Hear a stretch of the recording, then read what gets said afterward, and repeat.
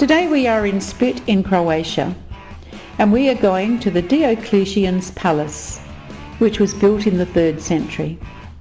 Because we are only here for the day, we are doing a guided tour.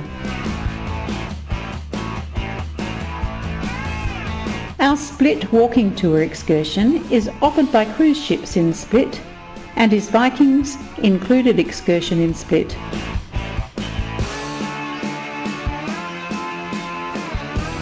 It is tailored for those who only have a short time in Split. I'm going to tell you what this excursion entails, including where we went, what we did, and how much walking and standing was involved. So by watching this video, I'll show you what you see and the things to look out for.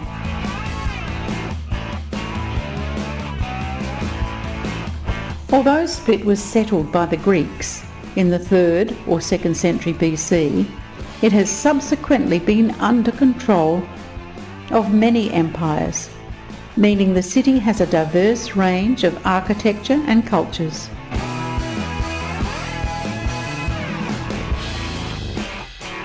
The palace was built for the Roman Emperor Diocletian in preparation for his retirement in the year 305 AD.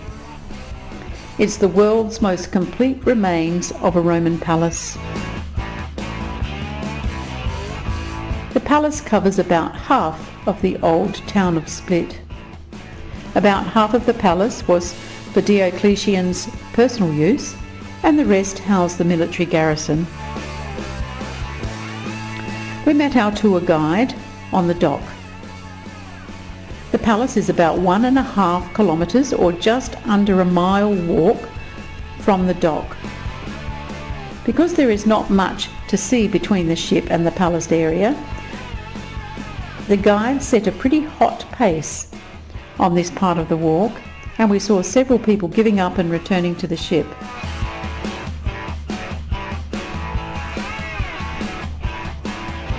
I would recommend to anyone doing this tour that instead of waiting for your guide to be assigned, you just start walking into the old town, and when you get there, just tag along with any guide you find doing the tour.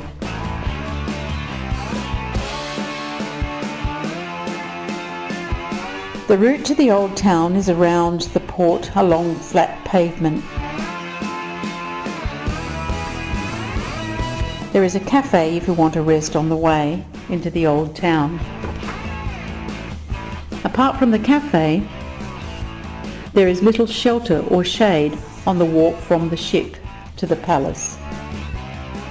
Alternatively, there are taxis near the port gate that can transfer you to the old town.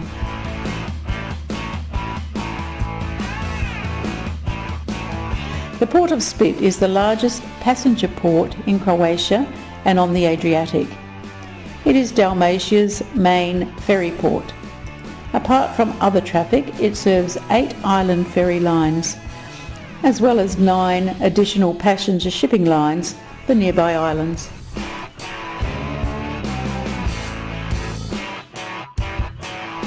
When we reached the promenade known as Split Riva, the guide gave us an overview of where we would be going through the palace. Although called the palace, the structure is massive and resembles more a large fortress. Although built as Diocletian's retirement residence, it was also built to house the military garrison. We entered the palace through what is known as the Bronze Gate. This is the smallest and most unassuming of the 4 principal Roman gates into the city.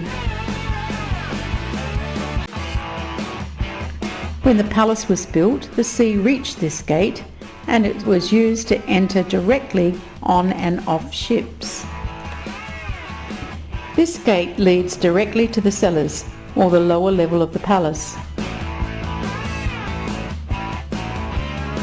This basement substructure ensured that the Emperor's palace above it was protected from the sea and high tides.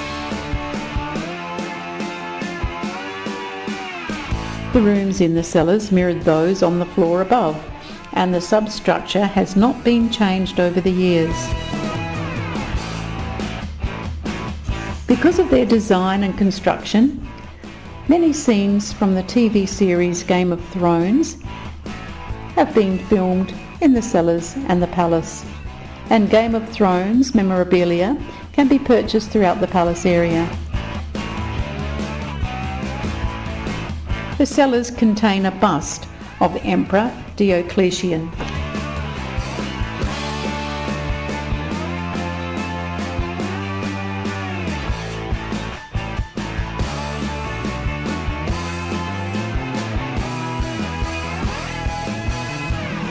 From the cellars we went upstairs to an area above where we entered through the bronze gate.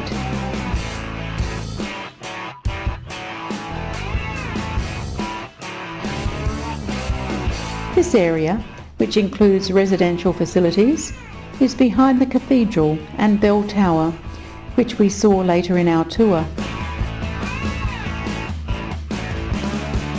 This area was Diocletian's private chambers and connected directly to the vestibule, which we will also visit later.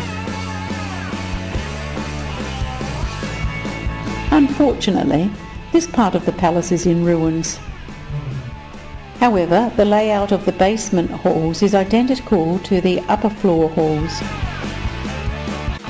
This was done so that the upper walls had strong foundations.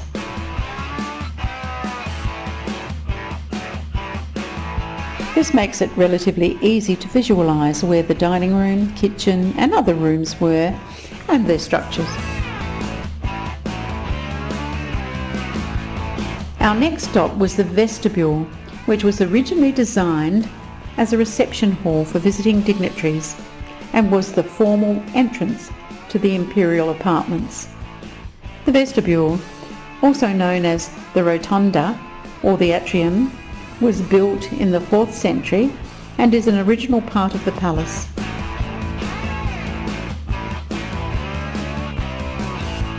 Although the inside of the vestibule is round, the outside walls form a rectangle, making parts of the walls very thick.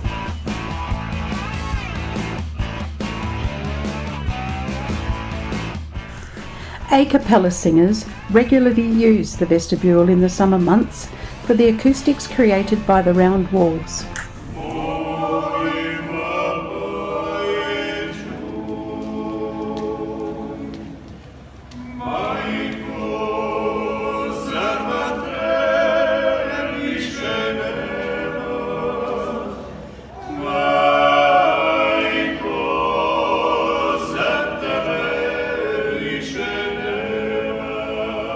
The vestibule leads to the peristyle,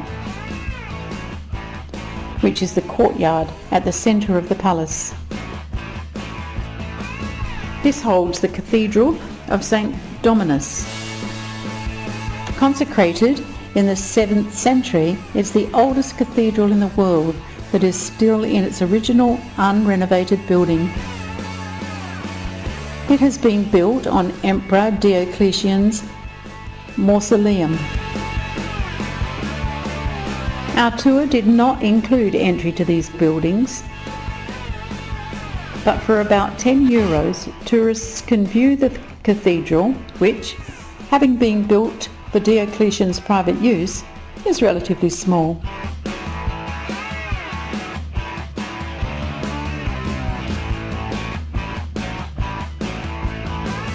Included in this same cost, tourists can also visit the baptistery.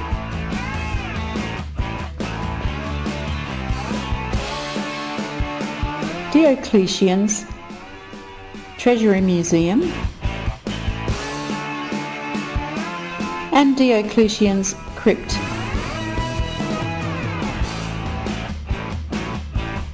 The bell tower was added in the year 1100.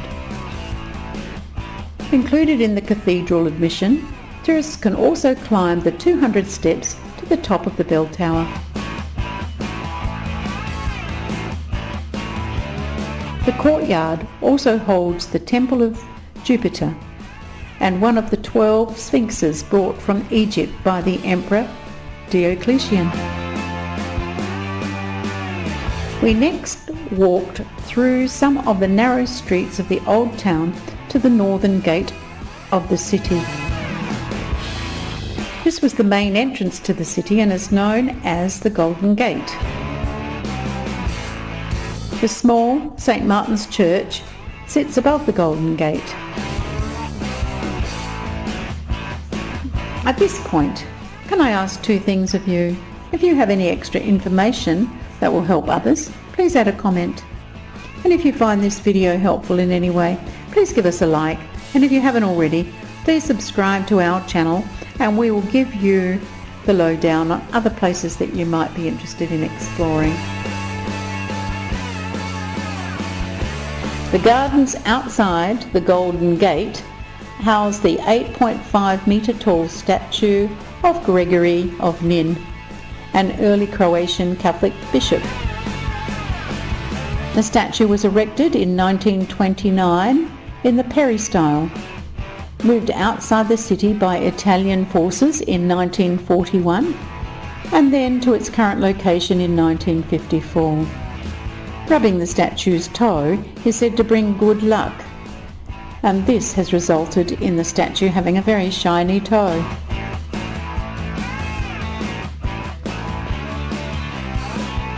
From here, we headed back to the old town through Pijaka, the People's Square,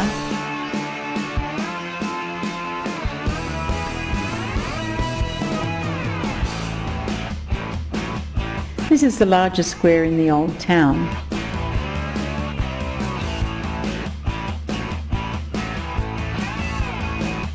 Which is dominated by the town hall.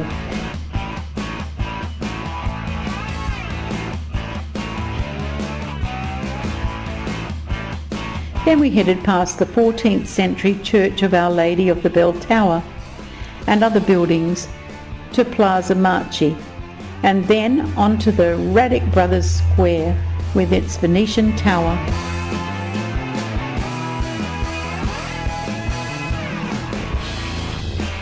This square was also known as Fruit Square because it used to house the fruit markets. From here, it was a short walk back to Split River. Split River is a broad street on the waterfront that runs the length of the old town and is lined with cafes and restaurants. Our tour ended here and we made our way back to the ship.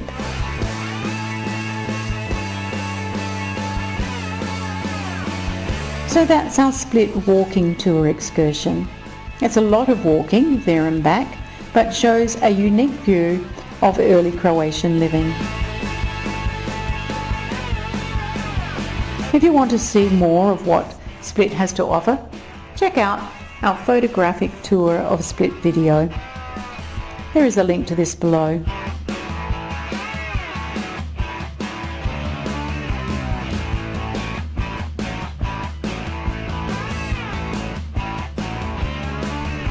Now, if you haven't been cruising for a while, let me give you a little overview of what to expect when you disembark.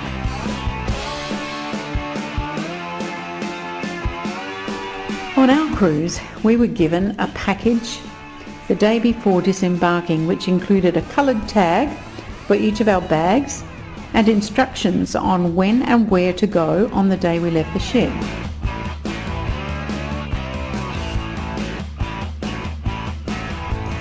The colour of the tag depended upon where you were going, such as the city, the airport or the train station, and what time your transfer to that location was organised.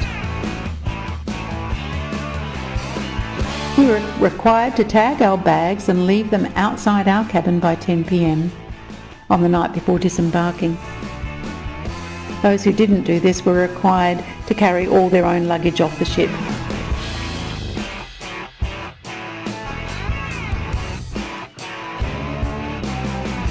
On the morning of disembarking, we met in a designated area on the ship at the allotted time and then left the ship.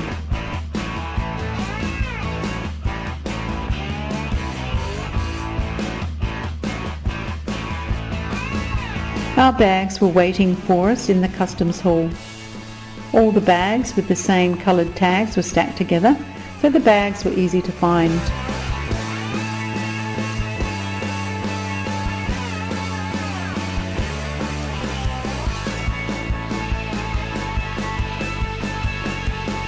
So that was our time in Split.